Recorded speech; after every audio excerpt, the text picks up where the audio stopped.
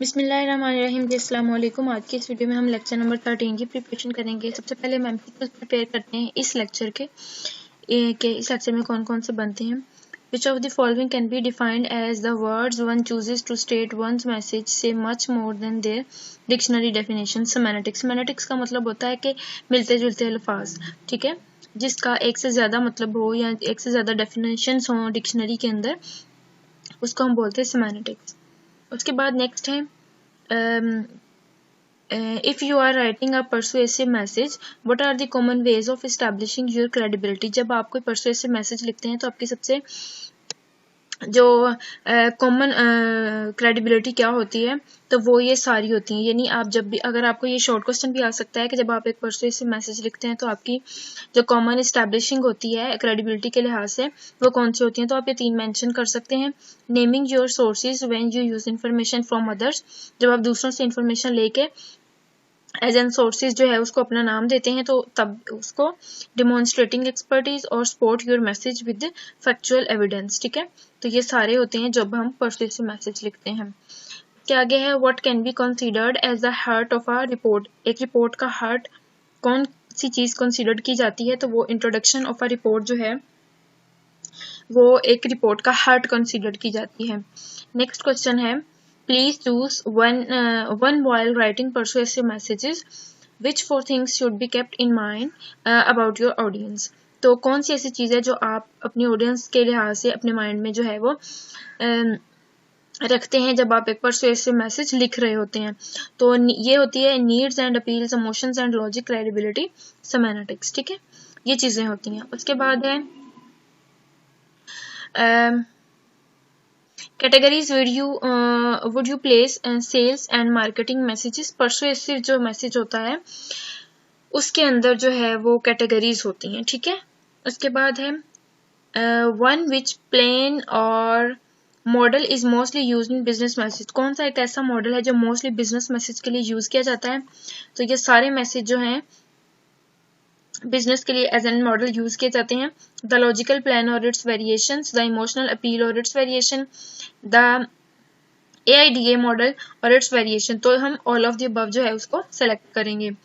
Next है विच format. आगे है एक क्वेश्चन आ गया, ये आप शॉर्ट भी समझ सकते हैं 3 मार्क्स का, आप इसको लॉन्ग भी समझ सकते हैं 5 नंबर का, ठीक है, और एक 8 नंबर का। तो आपने इसको जरूर प्रिपेयर करना है। विच format one should perceive while writing a report. जब भी आप रिपोर्ट लिखते हैं कौन सा फॉर्मेट जो है वो आप परसीव करते हैं, तो आपने लिखना है रिस्पॉन्सिव फॉर्मेट, ठीक है, स्टाइल होता है आपका, एंड ऑर्गेनाइजेशन। बिफोर यू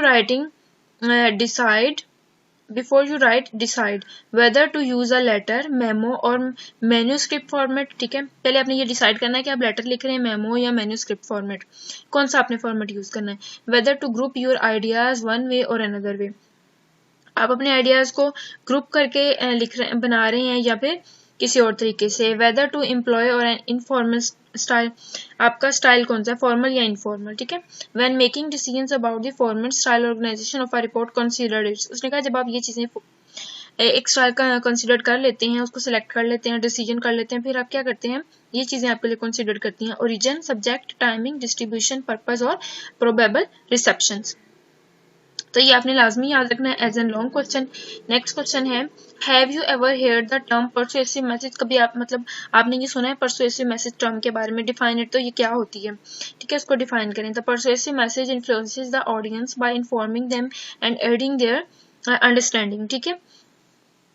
तो परसुएसिव मैसेज बेसिकली जो है वो इन्फ्लुएंस करता है हमारी ऑडियंस को, ठीक है, कि उन्होंने किस तरह से जो है वो अंडरस्टैंड करना है चीज़ों को। Persuasive messages aim to influence audiences who are inclined to resist, so they depend heavily on strategic planning, ठीक है। उसके बाद ये एमसीक्यूज में भी था AIDA के बारे में, ठीक है। व्हाट इज, ये क्या है, और इसका आंसर देखें जी, आप 76 पेज नंबर पे भी देख सकते हैं अपने हैंडआउट्स में। ये क्या होती है, is a plan and it is the specialized version of persuasion it has 4 phases. ये क्या है, ये एक प्लान होता है, ठीक है। जैसे हम आइडिया कहते हैं ना, इसी तरह ये एक प्लान होता है जो कि एक स्पेशल विजन होता है, ठीक है। और ये परसुएशन के लिए होता है। और इसके कितने फेजेस हैं, 4 फेजेस हैं। कौन कौन से, अटेंशन, इंटरेस्ट, डिजायर और एक्शन। आप किन चीज़ों में जो है वो अटेंटिव रहते हैं, इंटरेस्ट क्या है आपका, आपके डिजायर्स क्या है, आप करते क्या है, एक्शंस क्या है आपके। तो आपने याद रखना है ये एक प्लान है, ठीक है। उसके बाद इसके 4 फेजेस होते हैं, अटेंशन, इंटरेस्ट, डिजायर और एक्शन। उसके बाद क्वेश्चन है, what is a business letter, enlist at least 3 types of business letter. ये मैं आपको प्रीवियस लेक्चर में करवा चुकी हूँ, 12 लेक्चर में, ठीक है। कि लेटर, बिजनेस लेटर होता क्या है और ये कितने टाइप्स के होते हैं, ये सारा, तो इसलिए मैं इसको अब रीड नहीं करूंगी। उसके बाद है, give the guidelines for positive close in a bad news message. जब भी आप कोई बैड न्यूज मैसेज सुनते हैं तो आप कौन सी को क्लोज करते हैं, सॉरी, तो उसकी गाइडलाइंस क्या होती है। तो आपने क्या करना होता है, ये आपने फॉलो करनी है। Don't refer to the report, sorry, repeat or bad news. Don't apologize for the decision or reveal any doubt that the reason will be accepted. Don't argue additional communication. Don't anticipate problems. Don't include clashes that are insincere in view of the bad news, ठीक है। don't reveal any doubt that you will keep the person as a customer. ये सारी चीजें हैं जिनको आपने follow नहीं करना, ठीक है। ये ऐसी गाइडलाइंस हैं जब भी आपने कोई अपने पॉजिटिव क्लोज देना है किसी भी बैड न्यूज मैसेज का। नेक्स्ट क्वेश्चन है, define the term transitions. Transitions क्या होती हैं। अ वर्ड, ये एक ऐसा वर्ड, फ्रेज या कोई सेंटेंस होता है या फिर कोई सीरीज ऑफ सेंटेंस होता है, मतलब एक सेंटेंस के अंदर छोटी छोटी चीजें, ठीक है। Connecting one part of a discourse to another, जिसका एक पार्ट जो है किसी दूसरे के साथ जो है वो डिस्कोर्स हुआ होता है। Such phrases as to continue the analysis, जो कि हमारे एनालिसिस को कंटिन्यू करने के लिए हम इस्तेमाल करते हैं। On the other hand and additional concepts are another type of structure clue. ये देखें, हमने कोई सेंटेंस जोड़ना है तो हम एंड का यूज करते हैं, ठीक है, ठीक है। तो ये वो बस यही कह रहा है कि ट्रांजिशंस क्या होती है, हमारे फिक्रात को आपस में जोड़ने के लिए, हमारे सेंटेंसेस को, हमारे फ्रेजेस को, हमारे वर्ड्स को जोड़ने के लिए इस्तेमाल होती हैं। इसको आपने एज एन 5 मार्क्स के लिए तैयार कर लेना है। नेक्स्ट क्वेश्चन है, how many parts does indirect plan consist of. Explain करें इसको डिटेल के साथ, ठीक है। The indirect plan consist of 4 parts. इसके 4 पार्ट्स होते हैं इनडायरेक्ट प्लान के। एक होता है अ बफर, दूसरा होता है reason supporting the negative decision, कि आप नेगेटिव डिसीजन लेते हैं और फिर उसको सपोर्ट क्यों करते हैं, उसके reasons. A clear diplomatic statement of the negative decision, ठीक है। A helpful, friendly and positive close, ठीक है।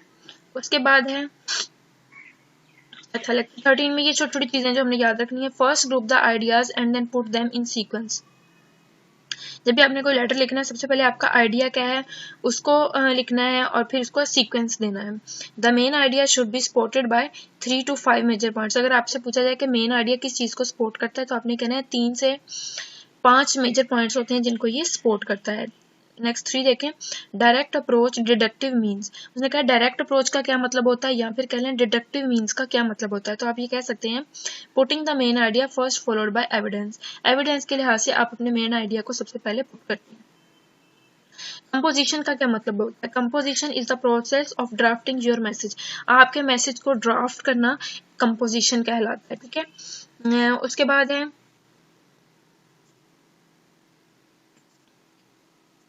Functional words and content words. Functional words include, अच्छा फंक्शनल वर्ड्स कौन से होते हैं या फिर कह लें कंटेंट वर्ड्स, एक ही बात है। फंक्शनल वर्ड्स और कंटेंट वर्ड्स जो है वो किस चीज़ों को इंक्लूड करते हैं, उसमें होती हैं कंजंक्शंस, प्रपोजिशंस और आर्टिकल्स या फिर प्रोनाउन, ठीक है। ये प्रोनाउन 4th पॉइंट है। 4 चीजें होती हैं जो कि हमारे फंक्शनल वर्ड्स के अंदर होती हैं या फिर कंटेंट वर्ड्स के अंदर होती हैं, जिनको फॉलो करते हुए हम अपना लेटर, मेमो सारी चीजें लिखते हैं। एक कंजंक्शन, दूसरा प्रपोजिशन, तीसरा आर्टिकल्स और चौथा प्रोनाउन। आई होप सो आपको मेरा लेक्चर पसंद आया होगा। Please like, share and subscribe my channel. अल्लाह हाफ़िज़।